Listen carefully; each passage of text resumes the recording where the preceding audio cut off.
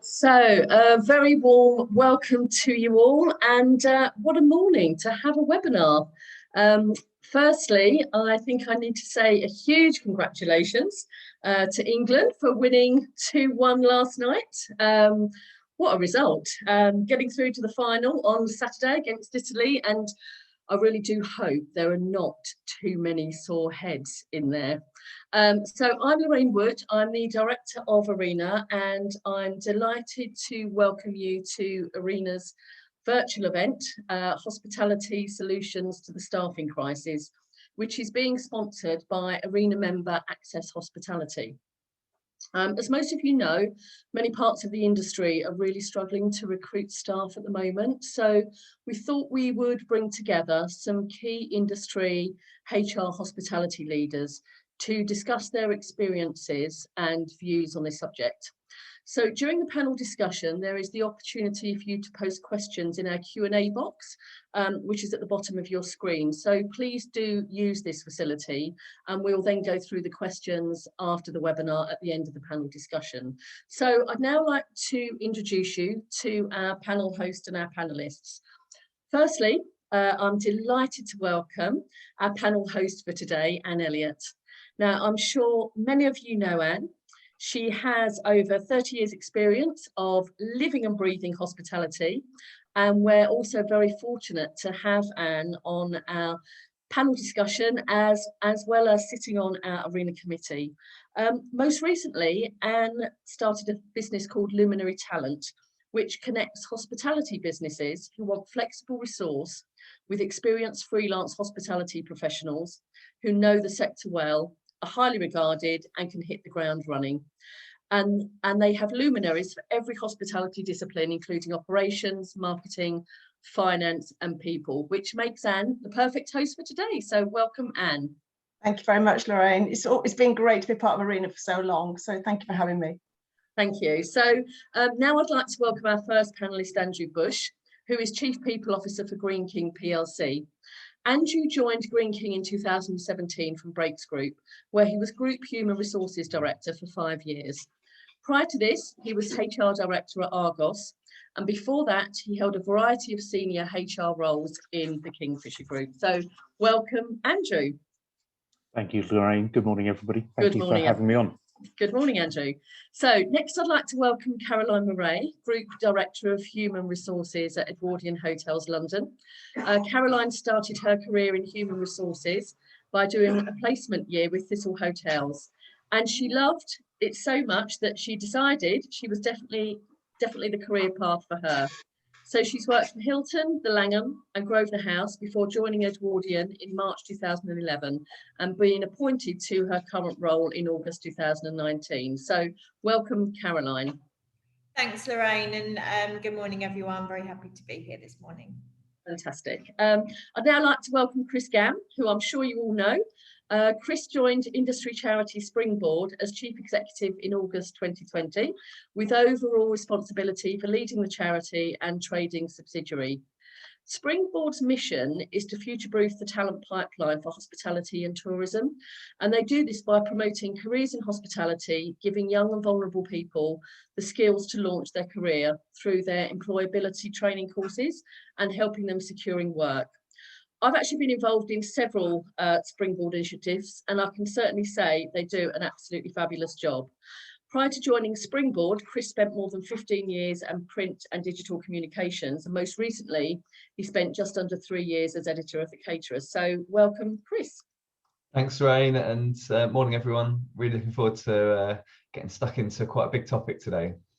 It certainly is. And last but not least, I'd like to welcome Jamie Campbell. So Jamie is Director of CPL Learning, which is actually now part of the Access Group, our sponsors today. So Jamie has worked in the hospitality market for the past 12 years, starting with the delivery of research and insight for major drink suppliers, before moving into a senior role looking after CGA's hospitality operators and events businesses. So before joining CPL, he joined over 3 years ago, and Jamie continues to lead the business working with operators to educate and engage their teams through learning and development. So without further ado, I'd like to welcome you, Jamie. Morning, good to see everyone. Yeah, and hand you over to Anne for the start of discussion. And I'll turn my camera off, mute my microphone. We'll get underway, and then I'll be back after the questions and answers. So enjoy, everyone. Thanks, Lorraine. Hi, everybody. It's great to have you here today, especially after last night's win. I think it's a real mood of optimism now in the country.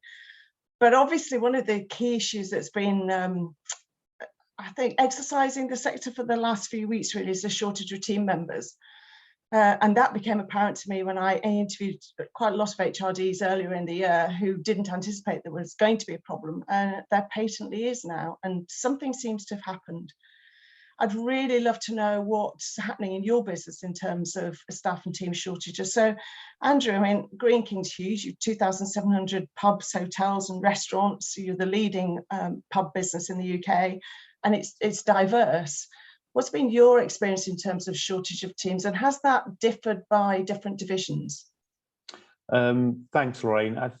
Sorry, Anne, apologies.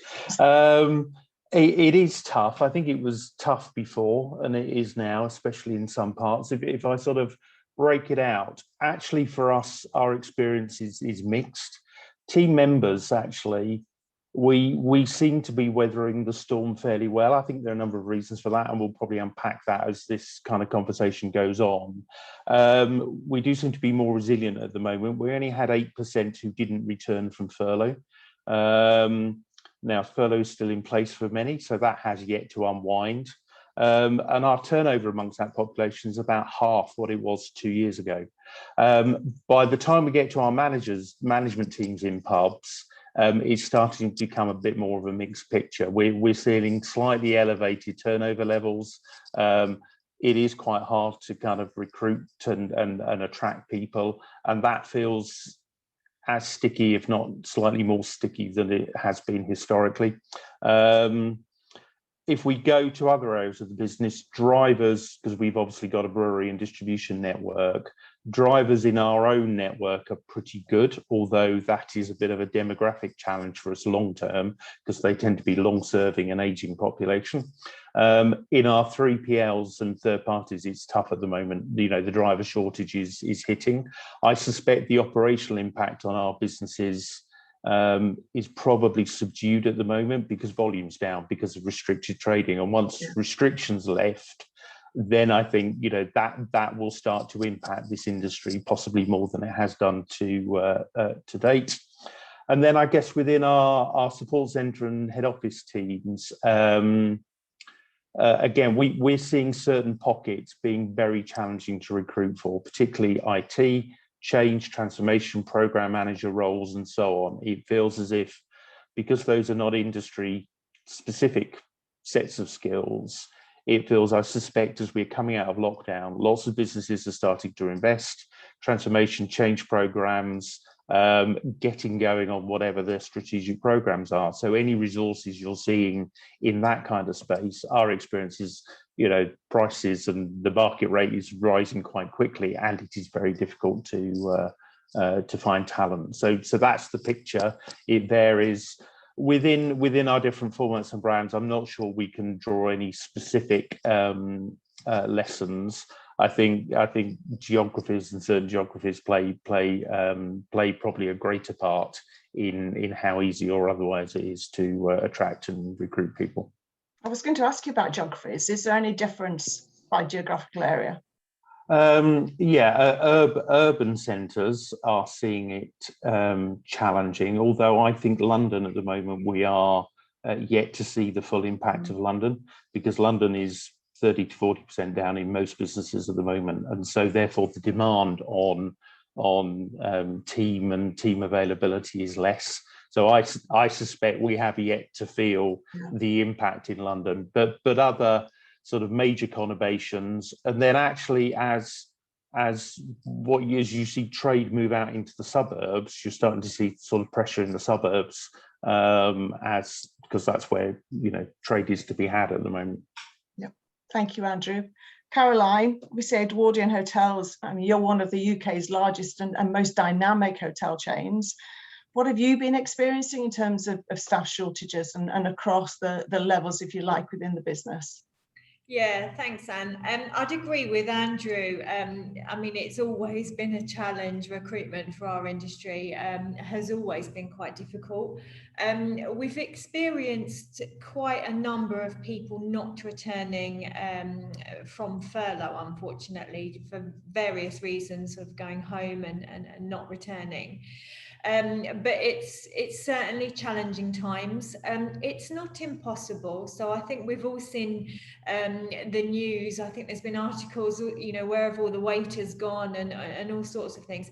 It's not impossible, but it's certainly been quite challenging.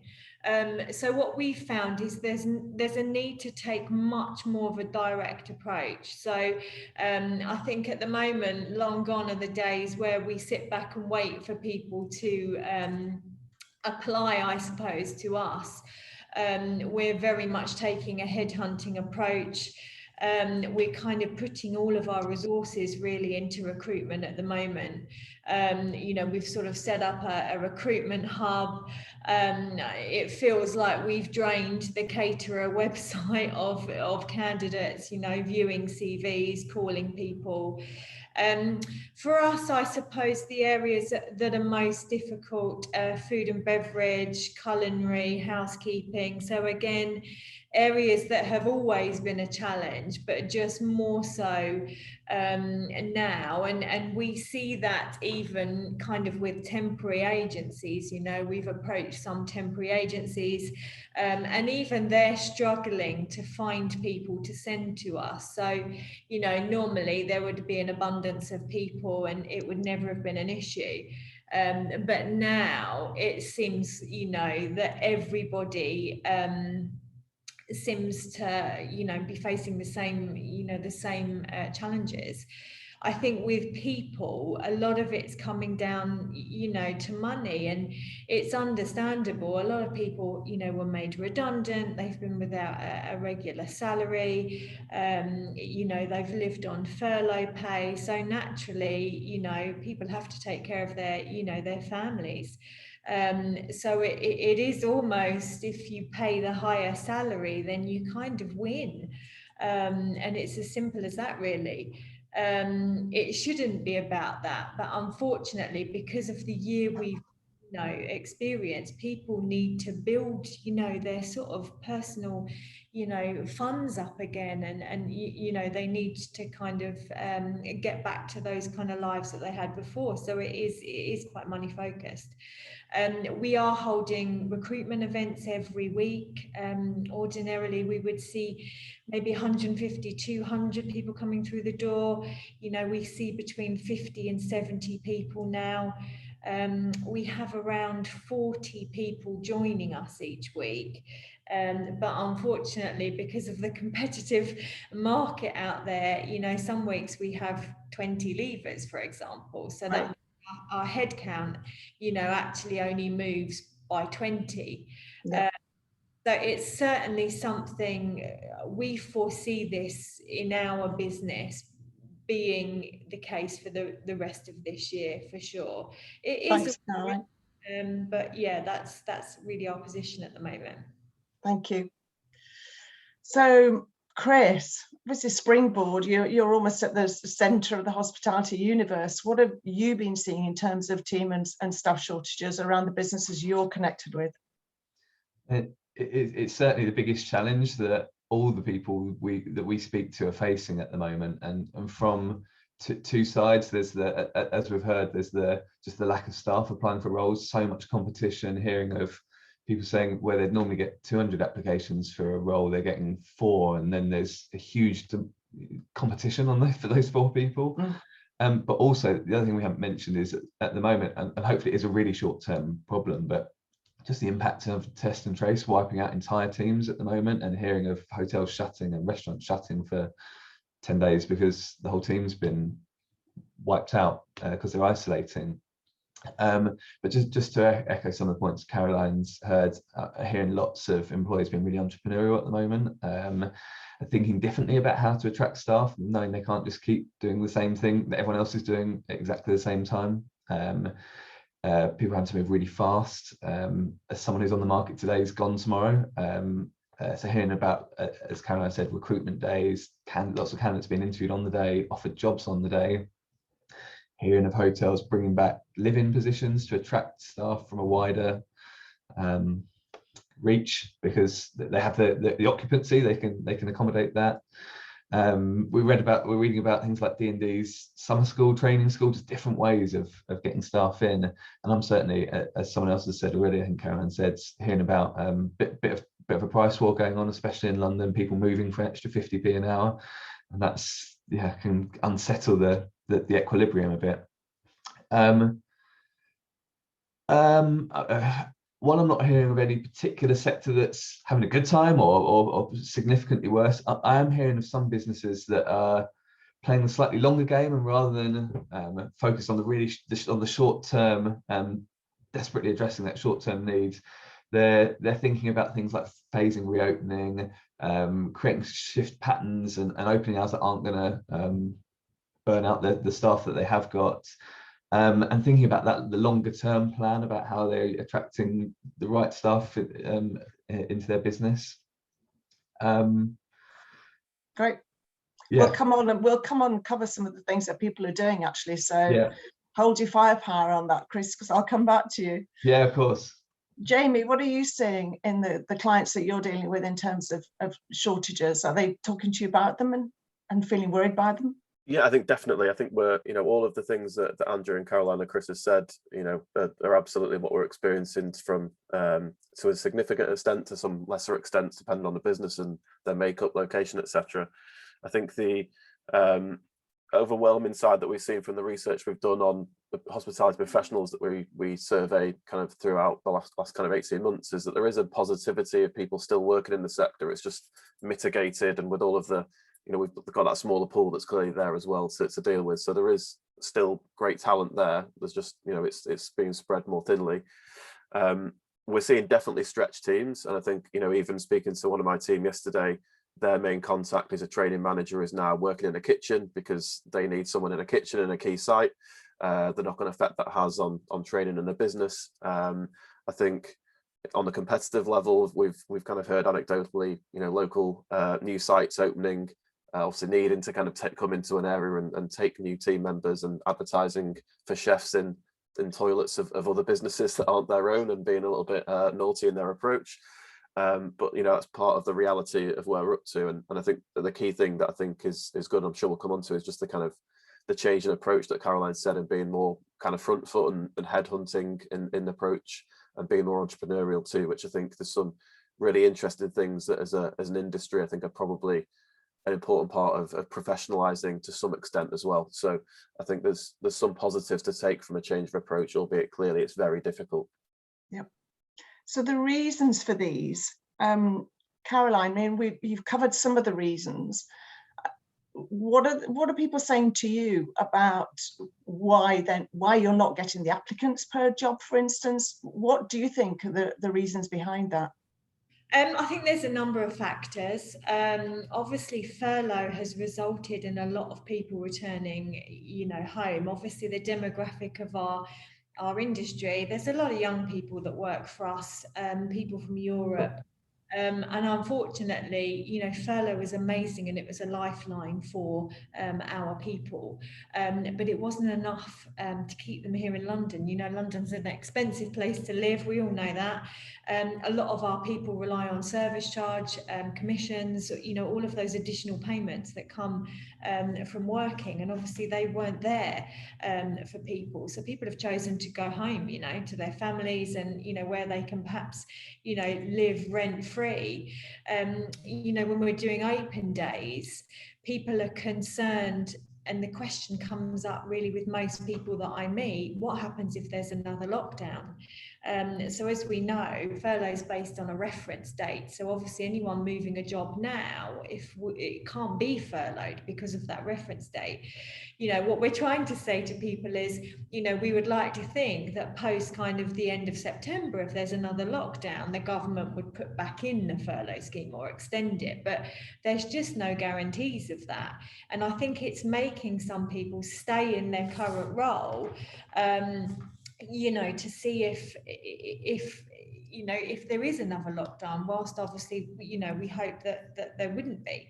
And obviously the other big thing is obviously kind of the impact on Brexit.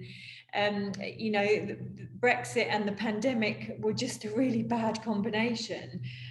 You know, as a business, we shared with everyone about registering and, you know, for the settlement scheme and doing all of those things, but not everyone did, unfortunately. And, you know, because of the need to have a residential address now, you know, a lot of people are out of time for that. And those that are in Europe, because of, you know, the jobs in hospitality, most of them don't meet those requirements. For that skilled visa. So it's very much the pool that we have now in London is the pool, and you know, there's really limited people kind of joining that pool. So really the combination of those three things is really kind of creating where we are really today. That's interesting when you talk about there's a pool of people and that's it. That's it, yeah. And everybody wants to pick people from that pool of people, and it's not growing at the moment. In fact, it's shrinking, isn't it? So absolutely, yeah, it's an issue. Andrew, what about you in terms of the reasons? And again, are they different by different divisions? I think probably not by different divisions, but they are by different populations, I think. So if I look at our team member population, as I said, I think we've been reasonably well protected so far for that group. I think we generally are less reliant on the EU than the industry. We averaged about sort of 9% of our workforce concentrated in London. You know, I've seen estimates saying anything 30 to 40% of the hospitality teams were regarded as from the EU. We did go into the crisis, to this latest lockdown, with a slightly inflated headcount from where we were before, because all the COVID roles and COVID secure roles we had to put in. We tried to keep shift bubbles intact as we opened last summer. So we probably started at a high level, and that's protected us, to be honest. We've opened with more people than we would have historically done. And I think the furlough plaster has yet to be ripped off. To be honest, we've still got a number of people with top-ups in place. And as we come out of furlough and that unwinds, I think that then may kind of reveal you know, gaps there. I think so I think that pressure is yet to come, and I think, you know, particularly this summer will be challenging.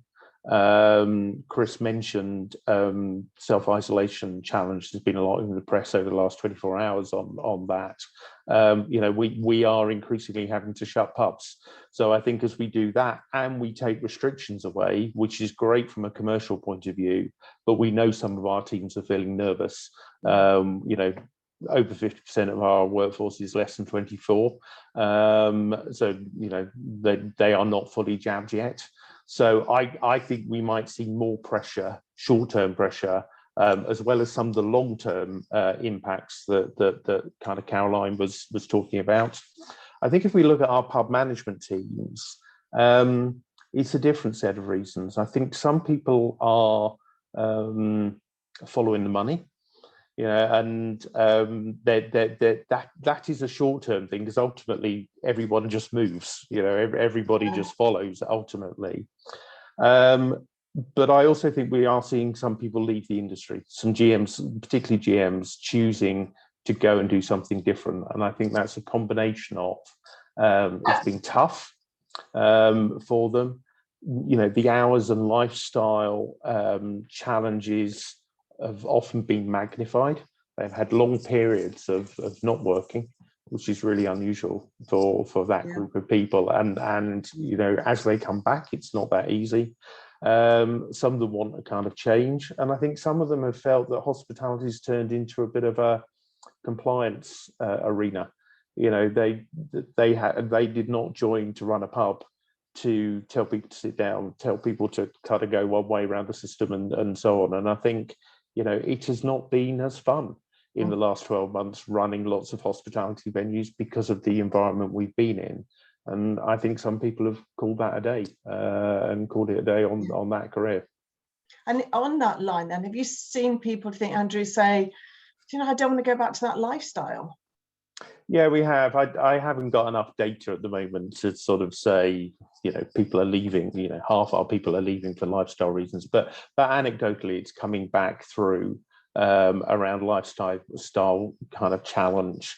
And I think if you look at the amount of job creation going on in other industries where the skills are transferable, sometimes that appears more attractive. Now, we'll see whether the grass is greener or not, and we start to get people coming back. But anecdotally, definitely, it seems to be an issue at the moment.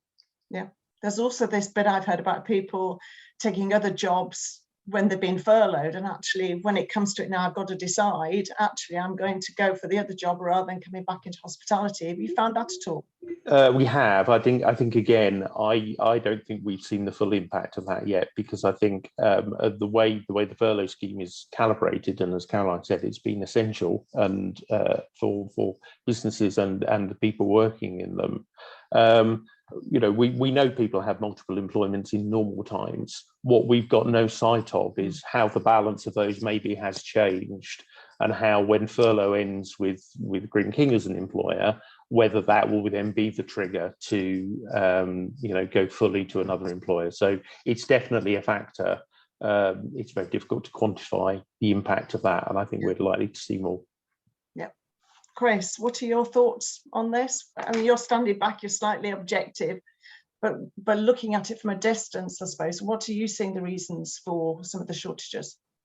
It's quite strange, because if you look at it, there's plenty of unemployed people in the UK. There's millions signing on, going through the job centre. There's hundreds of thousands of jobs for them to go into in our industry, in other industries that are experiencing similar staffing shortages, but something's just not quite joining up. So yeah, completely agree with everything that the other panelists have said. There was already a staffing shortage, plus Brexit, plus COVID and the impact that's had, and things like furlough, they've all played a major part. But just to me, the evidence suggests people have spent much of the past 18 months unemployed and having their salary covered through various different means, just aren't applying for the jobs at the moment. And I mean, I'll cover it a bit in the next section, but Springboard's a gateway employer for the Kickstart scheme. We're one of the biggest in the UK, and we had a meeting with the DWP, the very senior team from the DWP last week, and we made this exact point to them.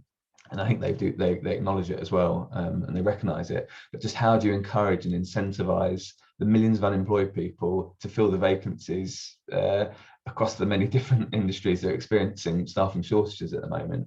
And it's something that it's a really big focus for us over the coming months, supporting that. I mean, we're working with hundreds of businesses, in hospitality businesses, through Kickstart, but really supporting them, getting into the job centres, into the local job centres, holding sessions, promoting their business, getting the people who are obliged to go along to the interviews as because of the relationship with their work coaches, but just it's not following through into actually applying for the jobs at the moment, but trying to get them really excited about hospitality.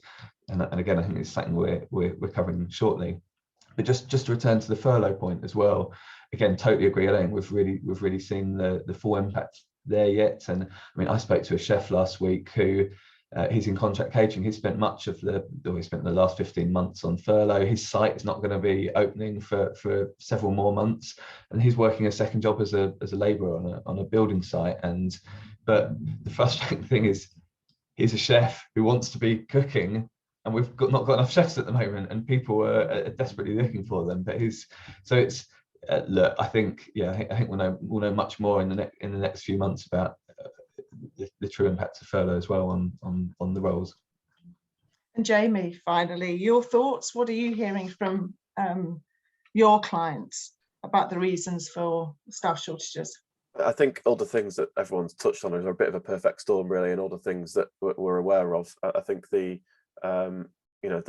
situational kind of context of coming out of the pandemic, as well as, reading something on a study. It was in the States, albeit the principal, I think, is pertinent, that I think 40% of the total workforce in America are looking to change roles currently, and that's across all industries. And I think when there is a kind of more significant situational context in hospitality right now, I think that is only going to be more of an issue and kind of cause more of the churn and change that we see. So I think yeah, I think that's definitely what we're seeing, and I think the lifestyle side of things that Andrew touched on, I think we hear that anecdotally too, you know, reflective of the context that we see, and you know, we're seeing starting to see more, and again, I know we'll come on to this with other sections, but with the kind of the responses to that, I think are quite encouraging, and hopefully they can have a bigger impact in terms of bringing people more into the sector. As Chris said, there's clearly a lot of people out of work. It's just there isn't necessarily a match there, or a seen match there now that has to be addressed, and that's not a kind of short-term fix. There's no silver bullet for that. So I suppose that coming on to your last point, then it's what do you actually do about this? And again, I've seen so many people being extraordinarily innovative about what they do. And it comes back to this pool that Caroline mentioned. How do you, when you're an employee, try to get the right person from that pool when everybody else wants to get them too? So I'd love to know what you're doing, Andrew, in terms of attracting, and you talked about GMs particularly. What are you doing to attract GMs? What are you doing that's different or innovative within Greene King to attract that group of people? And any others, but particularly GMs. So I guess I'm probably hoping for a bit of inspiration from my fellow panelists during this question, because I'm not sure we're doing anything truly innovative in the short term. I think, you know, we start in a place where all our recruitment teams were furloughed as well. So as they come back, we need to find, you know, we need to get the kind of recruitment teams firing up as well. And I would say, if I'm completely honest, we're probably tackling it at the moment through the team doing the same things but just trying harder, which gets you a bit of a result, but probably is not ultimately sustainable. So I think we are turning on some new tools. We have a completely decentralized, not completely, but largely decentralized model. So we've got no centralized visibility or control or platform for team member recruitment. That's all done by the pub. So we are putting more tools in our general manager's hands in terms of digital tools, and they're certainly kind of finding that helpful in terms of reach. It's probably only though getting them more visible into the existing pools. And I think this concept of pool is quite interesting, because you know, there's a comment earlier about the pool is kind of fixed, and I think it is and it isn't. I think the pool is fixed in terms of the traditional profile of people we recruit for, but if I look through an inclusion and diversity lens, there are huge swathes of it, and I guess I'm talking very specifically about pubs at the moment. It will be different for Caroline in hotels, I know, but there are huge swathes of people who do not regard, you know, the pub as a place to socialize, let alone work. You know, traditionally it has been very male and very white, and I think in the medium to long term we need to think actually there is a way to broaden the pool, but you've got to make yourself more attractive to people who maybe not have seen that environment as attractive before. And certainly as we think about our I&D program, you know, I think this is the kind of place where that becomes a real commercial imperative, not just a good thing to improve reputation. And I do think it's difficult to make short-term change through that kind of initiative, but certainly over the medium to long term, I think it is. I think the other thing is, and Chris mentioned it earlier, we've enrolled in Kickstart. We've secured 1,000 Kickstart placements into our business, and you know, we're working hard. We put more resources on it because it needs support for it to be successful. You need to find the right general manager and the right process and so on. But then looking to other social mobility initiatives that we've had, but maybe we need to think about how we scale up, because I think that is the way we try and kind of tie up this lots of people seeking work, us lots of vacancies, but seemingly difficult to bridge those two. Yeah, thank you, Andrew. Caroline, I mean, this flexibility piece and linking it with D&I, you know, how do you get people in who haven't previously worked in a hotel and perhaps not even considered it, and maybe don't want to work the shifts and the hours that you've got? Maybe older people or single parents. So how flexible do you think you need to be going forward, and is that part of your plan? And what other thoughts have you got about tackling this issue? Yeah, so I mean, it's definitely a need to put the best foot forward, I think. And I noted that someone in the comments obviously had just shared how important it is to look after the current workforce. And it's never been more so than now. So there's two elements really: one, attracting, and two, retaining the people. So, you know, we have provided some financial incentive. I'd be lying if I said we hadn't. And that's for both people coming into the business and also for the current workforce. You know, because of the staff shortages, these people are working incredibly hard. You know, we were talking earlier about businesses closing and, you know, bars and restaurants not being able to open. In order to try and stay open, you just need to rely on kind of the goodwill, really. And that's what we're relying on, the goodwill of the people to kind of work those extra shifts. So we do want to make sure people are financially rewarded for that. But there's a great point regarding flexibility in the workplace. And actually, that's one of the biggest benefits that you can offer someone nowadays. And our industry is kind of quite renowned for saying, okay, you can't have fixed shifts, or it's 8 till 4 or 3 till 11, and that's just the way it is.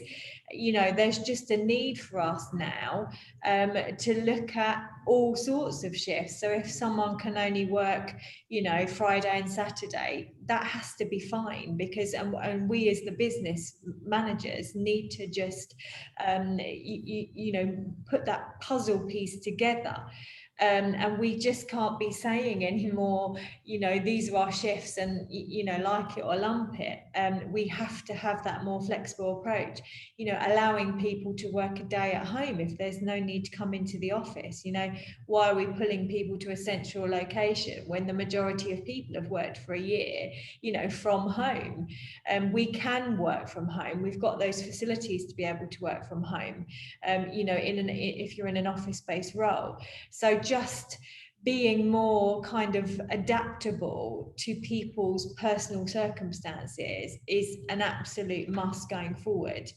You know, we have focused as well on, you know, people bringing their friends in. So we've done a big campaign around that. Bring your friends, you know, and we'll reward that for you. You know, our industry is also great at training and developing people. And, you know, we do an induction every Monday. Previously, the managing director and I would come in, say hi, spend a couple of minutes and then sort of leave. Now we're spending, you know, half an hour to an hour really talking to people about our company and the opportunities there are, you know, to stay with us. And, you know, actually ordinarily we don't have supervisors and managers on inductions. We try and develop from within, and we're really kind of pushing that as a benefit. And I think the final thing is, you know, we mentioned fun earlier. Hospitality is a fun, you know, it's a fun place to be. And there's been not much fun, certainly, you know, in the last 12 to 14 months. And we have to start bringing that back now. You know, costs are important. We have to be careful with, you know, money spent at this time. You know, just yesterday, the football's a great example. You know, we just laid on some drinks, a few nibbles for our people and things like that. You know, small things, small touches are appreciated. So for us, we're definitely going to try and focus on bringing kind of the fun back to the business, because it's definitely been missing in the last year for sure. Great, thank you, Caroline. Chris, what about you? Do people come to Springboard and ask for help? Yeah, totally. And I mean, look, Springboard was set up 31 years ago because there weren't enough staff coming in to, you know, to fill the vacancies in hospitality. So it's to give you a context to the length of the challenge. But yeah, when COVID hit, we just saw this issue where, as I said, existing skills shortage, plus Brexit, plus COVID, plus the impact of furlough, plus a lack of young talent coming into the industry. You know, there's about 30,000 who come in each year, and these are really important. These are the future. So we set up a project called Springboard to 2022. It's our, you know, our part in addressing this. Our goal is to get 10,000 young people engaged, skilled, ready for work when the industry needs them. We didn't think we'd need them in quite such volume quite so quickly, as you said right at the beginning, but look, we've got some fantastic partners. working with us on it, people like Savoy Educational Trust, our lead partner, and people like Baxter Story and Diageo. But in short, our aim is to seek out, secure, train, nurture this future talent. We'll be managing it all from promoting the industry to young people, attracting them into it, giving them the skills to launch their career, and then helping them find a job. And that's the conversations we're having with the industry at the moment. Someone said in the comments, Jerry said, are people putting too much focus on hiring the superstar individuals, and not those with a great attitude who they can develop? And I 100% agree with this. And our program, look, we support all sorts of individuals, those who are very close to the job market and just need a bit of fine tuning, maybe a bit of one-to-one support and a bit of interview practice, through to those who've got multiple barriers to work, and we might put them through a 4-week or a 10-week training program. But 100% agree with Jerry. The industry really needs to engage all sorts of different people, because we find that those who have overcome some barriers to secure that job will be more loyal, they'll be more engaged, they'll stay longer, and they'll just be such an important part of your workforce for the future. In terms of the conversations we're having with the industry at the moment, look, we're committed to supporting 10,000 people into work, training them up, and then supporting them into that job, whether it's through Kickstart or an apprenticeship or direct. And so we're looking for partners to work with us at the moment who want to get involved in the project with us, to work with us on the project. It's not just about, here's our 10,000 people into jobs right now. It's over the next 18 months we're going to be delivering this. We want people to really engage with us on this, and of course we're putting people through training every single day. We're getting, as you'd expect, a really high conversion of people going through our courses, getting jobs in hospitality at the moment. So yes, short term there are definitely some job opportunities. And just the other point is around Kickstart, and Andrew's mentioned it, I mentioned it already. It's a really key part of our project. We're working with about 150 employers, just over 150 employers at the moment. We've got 3,000 Kickstart roles approved, just over 1,000 live at the moment, with all sorts of different people, from D&D and Ivy Collection and Nando's through to Gleneagles, Dorchester, Apex Hotels, Marais, and all sorts of different hospitality businesses. And look, Springboard's role as the gateway is we're the middleman between the employer and the government. We manage the application, we make the process really easy, and we support them with that recruitment. Look, my message to the industry is it's an absolute no-brainer. It's government funded members of staff for 6 months. Young people, you have to support them with some training and some wraparound support, but these are just, these are the future, these are future members of staff, 100%. So look into it. Anyone who hasn't considered it yet, definitely look into it. You can apply direct, or we can help you do that. And if you're not one of the 150 companies that you work with, get in touch with you. Yeah, for sure. I mean, look, we built it didn't exist 6 months ago, 9 months ago in our business. We built a team.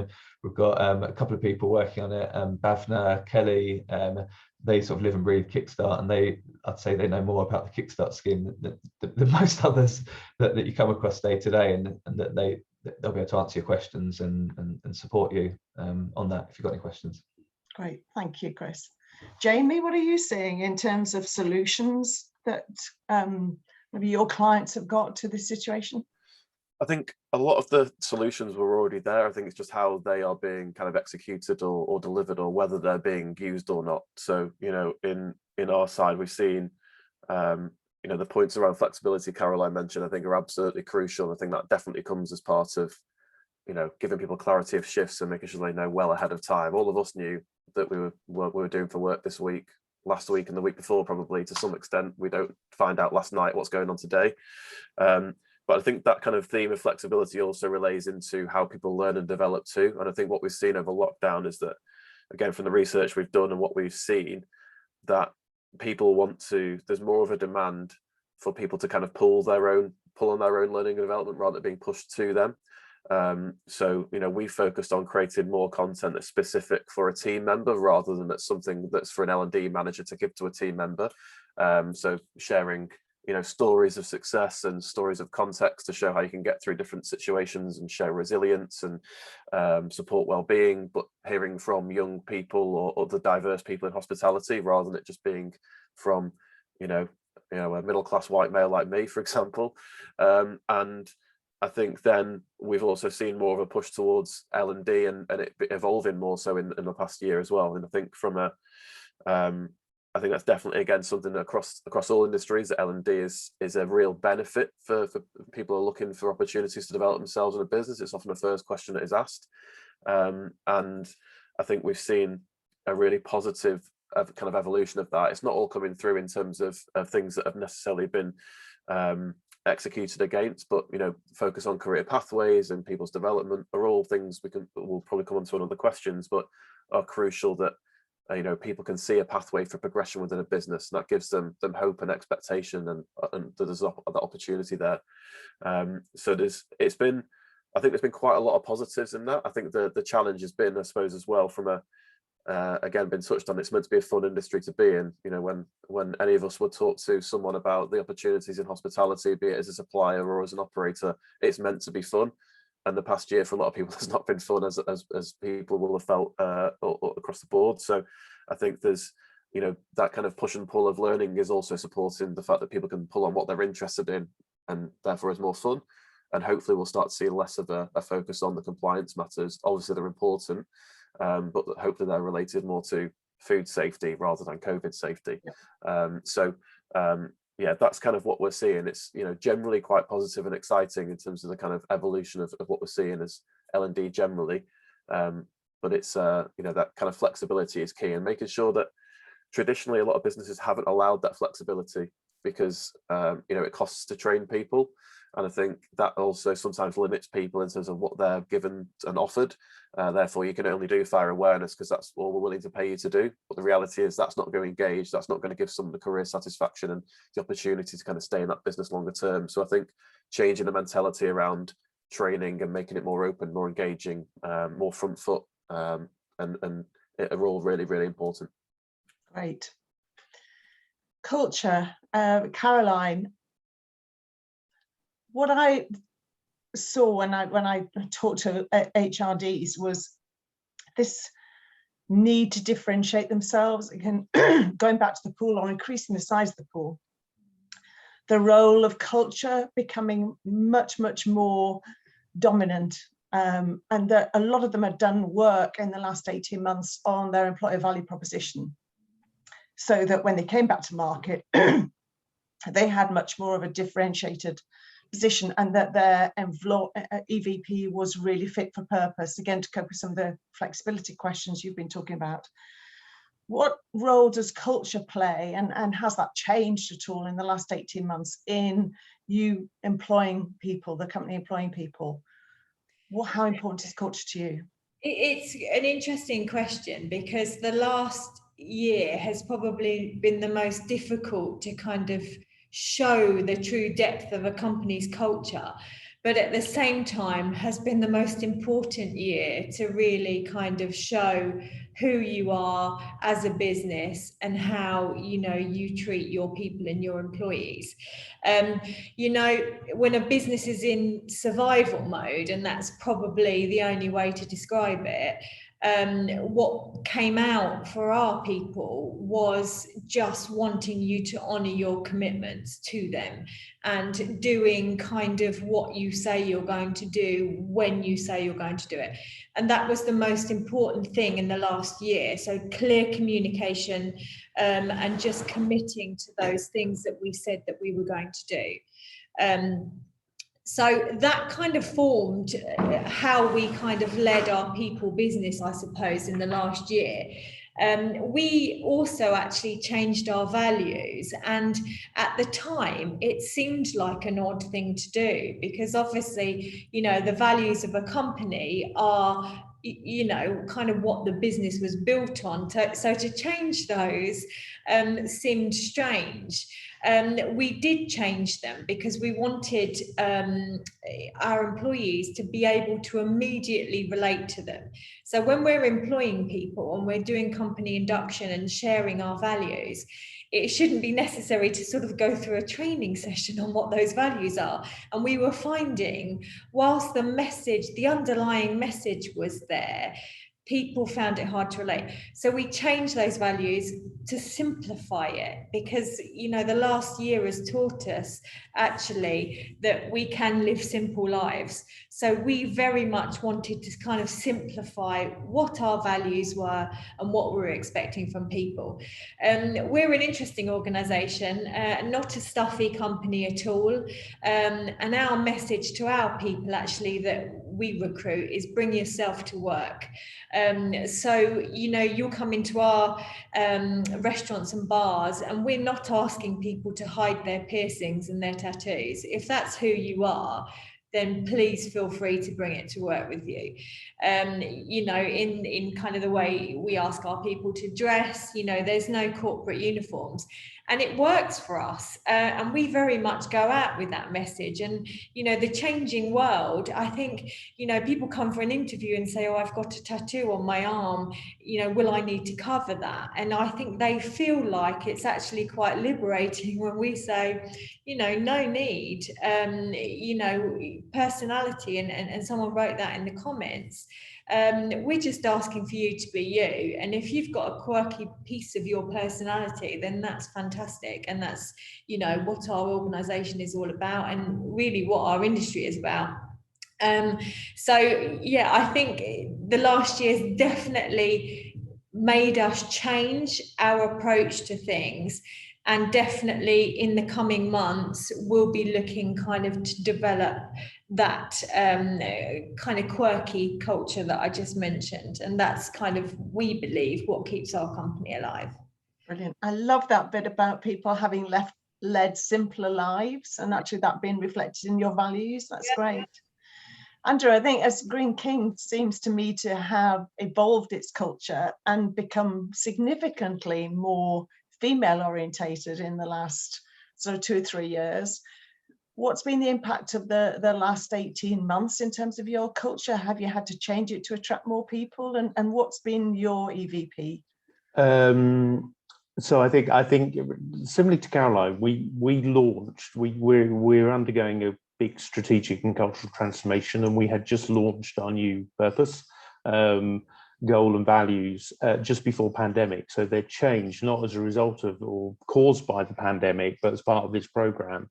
And we had our conference to launch to our top 300 managers on the 3rd of March, and we were shut by the 20th. What that did, though, was it gave us an opportunity to then couch all our decisions through the crisis through the lens of the new values. And I think that then built trust and belief, and actually made people think, actually, this business is quite different, and it is changing, and I can feel and I can see that. And I think some of that is helping support our position right now, both in terms of kind of keeping people and attracting people.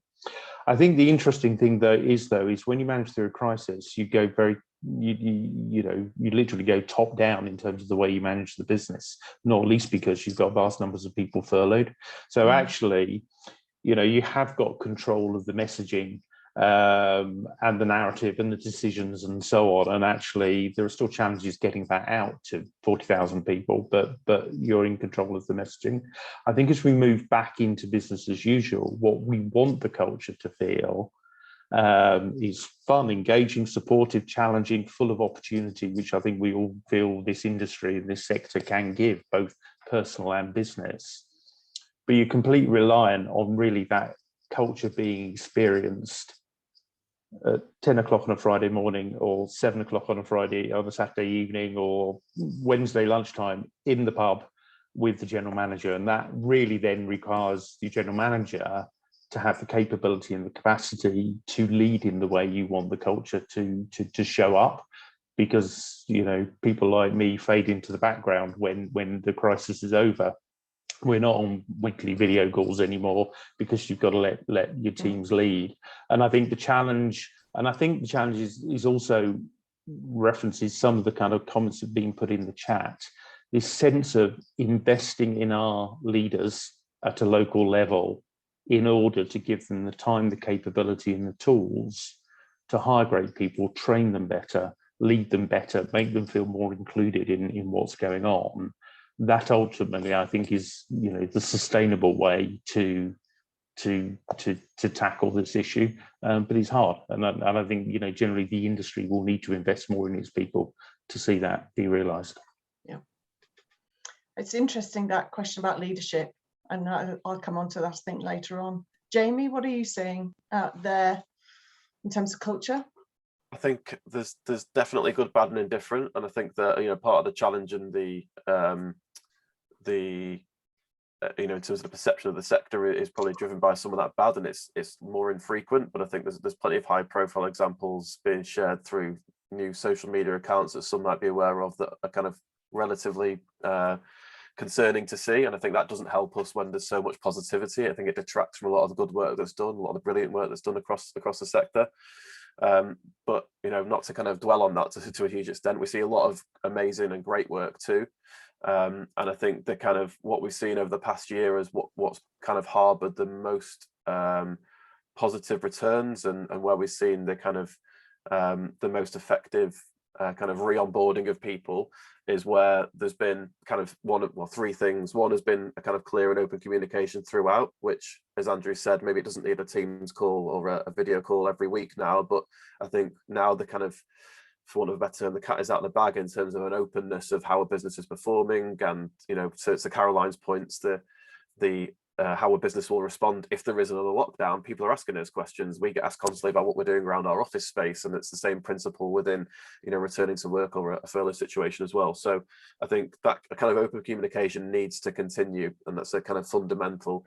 The other is that kind of focus on well-being, both physical, mental and financial, or across all of those three areas. I think we've seen there was an increasing focus and conversation around it pre-pandemic, but there was an absolute necessity to more people to kind of expedite their focus on that over the past 18 months. And I think, again, that's a kind of a positive off the back of it.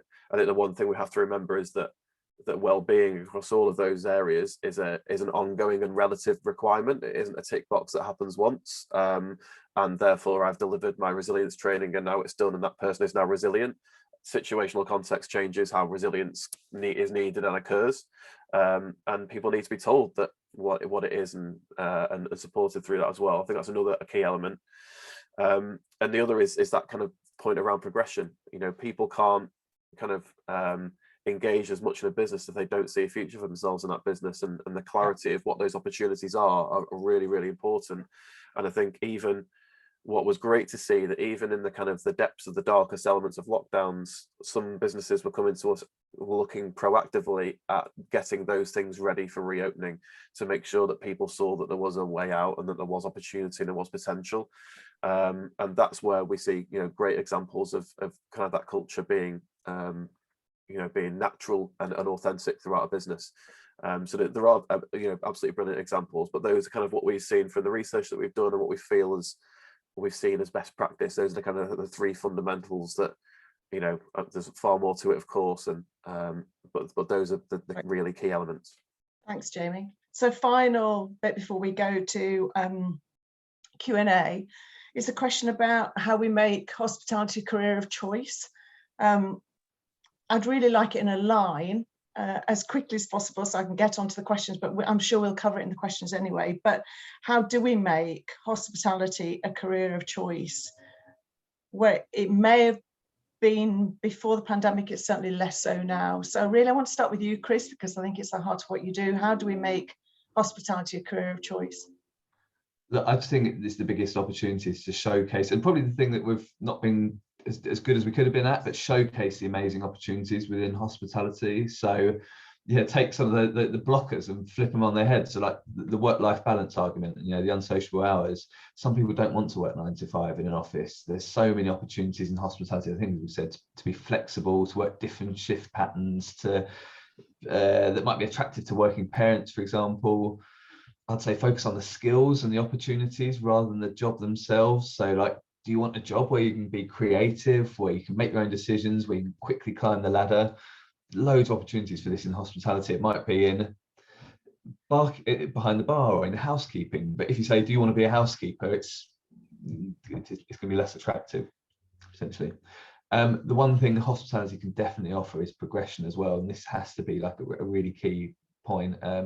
You can join in a relatively low paid job, earning minimum wage, but with aptitude, and if you apply yourself, you can quickly progress, take on more responsibility, climb the ranks. And David Moore, who runs Pied de Terre, he was interviewed in one of the Sunday papers, and he made the point that if you go to you spend 3 years at university and you come out with a degree and a very significant, £70,000 debt, you spend those 3 years working in hospitality, and you can move from the very bottom and be promoted a couple of times, you'll be earning £35,000 a year within 3 years. And for me, I think you've got to really focus on selling those opportunities. Caroline, your thoughts? I agree with everything Chris has just said. It's definitely not about a degree for our businesses. I think as hospitality employees, it's up to us to kind of share the pathway. We talked about, we have to demonstrate what the pathway is from being a room attendant up to a head housekeeper, for example. It's for us as those hospitality employers to put it out there. I don't think anyone's necessarily going to put it, bring it to us. Schools, colleges, I know I need to do more of that for our business, for sure. And I think probably as an industry, we need to go back to engaging with schools, colleges, and really just showing them that there is a career here, and it's not all about polishing, cutlery and all of that, and that you can really, make a life for yourself. And it's fun. Everyone wants fun. It's fun. Andrew, quickly. 3 things. I think we've got to sort some of the fundamentals out around working patterns, breaks. Is just a more balance. How can you have a more balanced life in working in hospitality? I think second thing is we need to change perception early. We need to, I know government are making noises, but they're slow. So somehow we have to get into schools and colleges and spread the word. And the third thing is, I think, really dial up the opportunity in this sector. It is genuinely, I feel, having worked in, other sectors, this is genuinely the most social mobile sector there can possibly be. And we just need to do a better job at telling people. Jamie, anything to add? Yeah, I think the point around schools is important. I think kind of a very quick anecdote. I was in a dance class for my 4-year-old last week. In a dance studio, on the wall are all the jobs associated with the opportunities for jobs in production of musicals, of theatre. And I just thought to myself, is that visibility there in their kitchens and in their other parts of their schools? I very much doubt it. So I think the kind of schools point is important. I think, like Chris said, we have to sell the benefits. And I think my biggest example of this is, so many jobs are still advertised in a window on a piece of A4 badly. And of course, that's a route to market for sharing that there is a job required. People can see it. That's great. But share the benefits, share the skills that people are going to join. Don't just share that you're going to get 8 hours of work and it's flexible, because it probably isn't flexible. And, there is far more to a job in hospitality in terms of the skills and the transferable skills that help us kind of preach to the unconverted. And I think that's our big kind of key as an industry, is there's a lot of passionate people about hospitality. We are all probably in that bucket of people, but there are so many who don't see that. And we have to share stories of diversity and of opportunity from lots of different backgrounds, not just bar to boardroom, not just kitchen to boardroom, but all the amazing jobs that are in between.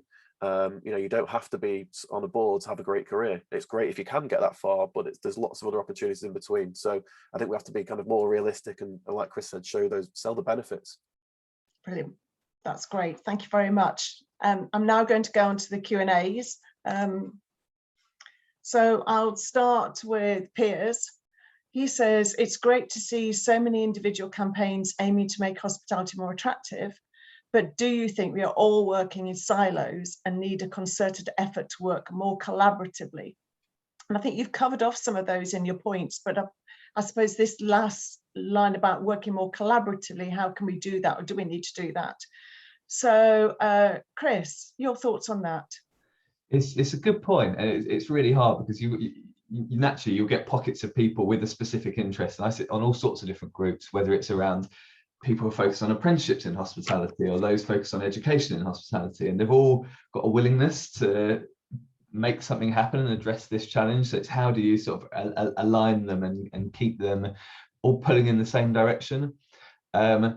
So we launched CareerScope as the industry support hub, working with UK Hospitality Action, Savoy Education Trust, Institute of Hospitality. We're trying to funnel as much of it through that as possible to try and keep that central hub.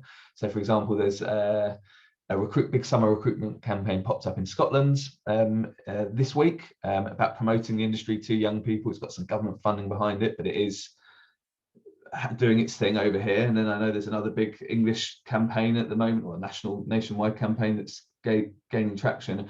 We're trying to funnel everything through CareerScope to be that sort of central point. And similarly, we're doing things, whether it's, as I said before, with the job centres or within schools. We do loads of things in schools through Future Chef, trying to keep it all going through CareerScope as that point. I know through the sector deal, I know the sector deal's sort of been superseded now, but that was the closest we had to that sort of central point rather than silos. I know Kate and the team at UK Hospitality are working on the what comes after that as part of the tourism recovery plan. So yeah, watch this space. But I think we're moving towards that base. Look, how do you ever mobilize? It's a very tricky challenge to mobilize so many different elements as one central campaign. But yeah, I think but it can be done. Hopefully. Next question from John Roberts is, do the panelists believe that the outcome of the staffing situation will be an increase in wages and benefits and a reduction in operations or services? Andrew, can you take that one? I think the answer is almost inevitably yes. To what degree and how long it's sustained, I'm less certain, but I think the short-term impact will be to drive pay inflation through, and we're already starting to see some of that. I mean, inevitably, in the short term, then yes, if you haven't got enough people, it will impact operations, and we're seeing at the moment we're having to shut pubs largely because of test and isolate.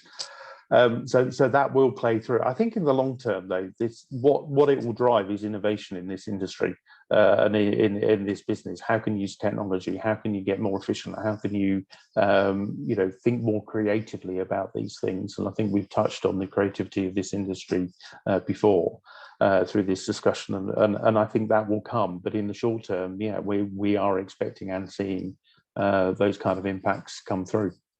So you think labour percentage will increase then, Andrew, and you'll have to think about ways to combating them? Yeah, I think we will. I think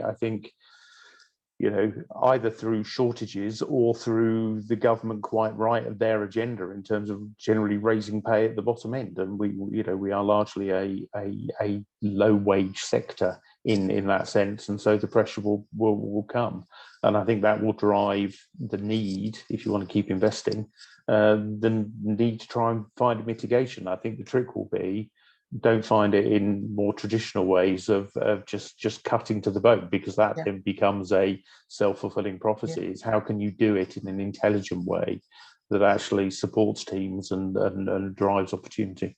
Yeah, Caroline, your thoughts on that? Caroline, can you hear me? No, never mind. I'll go on to the next question. Jerry Hofflin said, I spoke with a client yesterday who said that their hiring managers are wasting too much time looking to hire the perfect experienced candidates rather than bringing in candidates with personality and attitude. What are the panel's thoughts on this? Jamie, can I put that to you? Yeah, I think, as a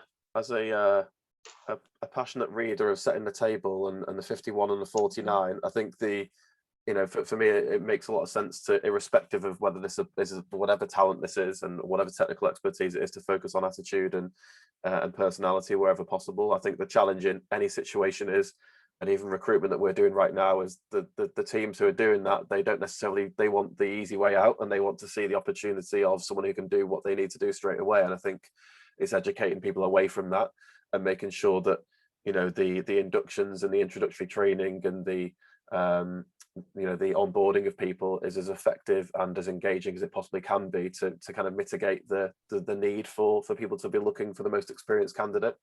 And I think that's something that, yeah, it's a natural thing for anyone to do who's hiring anybody in any role generally, particularly those who are maybe a little bit less experienced, so or under pressure. So I think there's definitely an inclination to do that, but I think, you know, making sure that teams are kind of wrapping the right support around can hopefully help mitigate that and educating people to see the benefits of bringing in somebody who's just got a great attitude with maybe some transferable skills, you know, with the right trainer support around them. Caroline, are you there? I am. I'm so sorry. Wi-Fi connection in a new building. I'm so sorry about that. I think I just caught the end of it. Shall I repeat that question back to you? If you wouldn't mind. So Jerry asked, I spoke with a client yesterday who said that their hiring managers are wasting too much time looking to hire the perfect experienced candidates rather than bringing candidates with personality and attitude. What are your thoughts on this? Yeah, so I think definitely at this time, you know, we've got hotels in London and Manchester. We're particularly feeling the squeeze in Manchester. And, you know, the people applying for our roles are literally school leavers, college leavers, no experience at all. So we have to give these people the opportunity based on, you know, a good discussion with them. But also what we're trying to commit to as a business is actually setting up a training academy. So if we're looking for bartenders, for example, let's invest a couple of weeks and show them the skills that they need actually. You know, a lot of what we do in our industry is not necessarily, you know, rocket science, and we're a people business dealing with the public. So actually the personality side of it is actually the biggest thing. So I think it's for us to say, okay, you don't have the experience, but let's invest a bit of time in giving you those skills. We've also got a training academy within one of our hotels. So we're very much looking to kind of get that back up and running, you know, and start doing some chef schools, some bar schools, and just kind of focusing on that for the coming months. Great, thank you, Caroline. Chris, I'd like you to take this next question, please, from Catriona Lennox, who says, I appreciate the industry needs a solution to the current staffing crisis and talent is needed now, but can I ask the panelists what, in their opinion, is the best solution to attract young people into the industry for our medium long-term pipeline, specifically thinking about those at school, and how does the HLT seed get implanted in those young heads? So yeah, look, we at Springboard are doing lots of activity within schools, whether it's career hubs, whether it's things like a Future Chef program, through our ambassadors going in and giving the industry the tools to go and have those conversations within schools. I know that we're in isolation, can't solve the whole challenge on our own. So I just think it's an almighty effort from the industry. I think everyone needs to be embedding it into their plans. The more consistent, as I said before, with those, you know, if we can have a really consistent message centrally rather than loads of different pockets of activity, even better. And I think it's just constantly looking for opportunities to be going and, you know, seeing young people as the future of your business and go finding opportunities to get them excited about what you do. Springboard's involved in a National Hospitality Day that's taking part on September the 18th. We launched it this week. It's all about showcasing the industry to the public, to your customers, getting them to celebrate what you do by, you know, in theory, coming and giving us your custom. But I see it as an opportunity to, you know, what better way of the public celebrating your business by coming and working for you, and use it as an opportunity that we're encouraging businesses to do something fun on the day, to do something, you know, exciting, but show what a brilliant business you've got, what a brilliant industry you've got, your teams. And yeah, at Springboard, we're thinking about the type of events that we can do on the day that get young people excited about hospitality. And I think that just has to be a huge focus for everyone. Great. So last question, Andrew, I'm going to ask you this from Carla Roberts. What sort of things do you suggest to inject the fun back into working in hospitality, which has been a theme throughout this debate? We find barriers such as people being on different shift patterns and COVID restrictions, of course. So fun. Andrew, what a great question to end on. It is. I think two thoughts spring to mind. I think hopefully the end of restrictions will give us an opportunity, and actually, you know, we will invest some sort of, you know, more time and money into the system to try and get people connecting socially again, because that's going to be really, really important.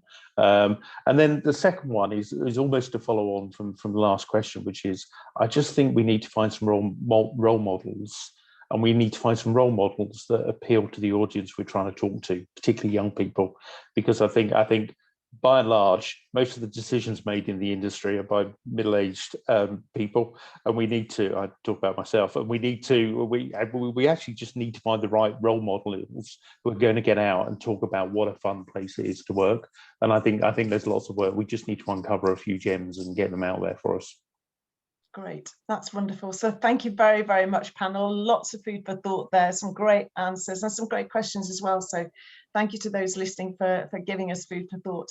Thank you very much. Lorraine, back to you. Lovely. That was brilliant. So absolutely huge thanks to Andrew, Caroline, Chris and Jamie for their superb insight. I think it was a really valuable discussion, and gave lots of food for thought to our audience watching in. And also a huge thanks to you, Anne, for chairing so expertly, and obviously the generous support of our sponsor, Access Hospitality. Thanks everyone for tuning in. There is going to be a very short survey that will pop up in your browsers at the end. This is obviously to the audience, and we'd really value your feedback on today's event when you leave. It'll literally take less than 1 minute. So it's great for us to know what you liked, what you think we can improve upon going forward with these virtual events. So I'd really appreciate you filling that in. And all that leaves me to say is thank you very much, and let's keep our fingers crossed for the football on Sunday. Thanks ever so much, everyone, for joining us. Have a great day. Thank you. Bye-bye. Thank you. Bye-bye.